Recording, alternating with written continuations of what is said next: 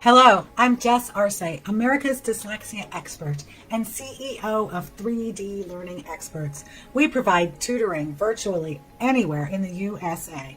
The assumption that tests for dyslexia are easy to access, that they're free, or that they're done by your pediatrician. These are all very common questions that people ask. So, first thing first, many people think that you can take your child to the pediatrician and they will diagnose your child with dyslexia, much like ADHD. That is not the case at all.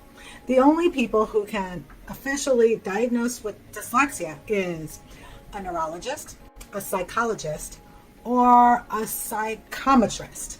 Those are the folks who can officially do the testing. If it's done in school, usually the school psychologist will do it.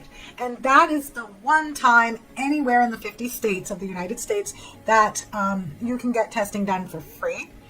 So the testing done by school psychologists are usually not strictly dyslexia tests. They are usually a broad spectrum learning, I don't know what it's called, but a test to determine learning disabilities or learning challenges across a broad spectrum. So that's not the case in all states. For example, in Texas, my children were tested strictly for dyslexia.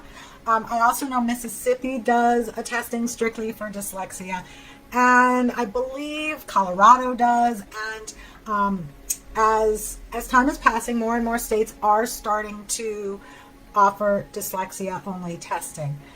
I know California, it's a very broad test that is provided in the public school system. So that's something to keep in mind. You'll find that most of the time the psychologists in the school don't really know what dyslexia is. They just know how to provide the test. So another option is you can hire a psychologist and neurologist to do the testing, and what you're paying for that ranges a great deal in price. In California, the average is $2,500 to $3,500 for that test. In different states, the prices vary, and I recently interviewed Dr. Brent, and he does the testing in Kansas at a very reasonable price. He did not disclose his price, but it is extremely reasonable. So there are some options with that. Getting a test done does not necessarily mean that the school is going to provide services that are beneficial to your child. So keep that in mind. I always try to ask people, what is the purpose for your getting the test done?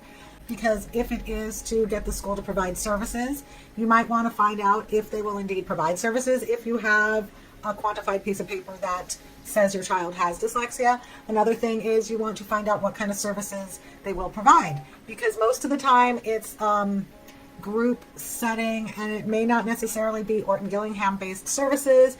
It may be remedial reading services, which are not the same and are not going to provide your child with the correct instruction that they require if they have dyslexia. So these are all different things that you want to consider before you go out and spend the money to have tests done, because it'd be a shame to spend a couple of $1,000s and then find out that all you did was get a piece of paper that said your child is officially dyslexic.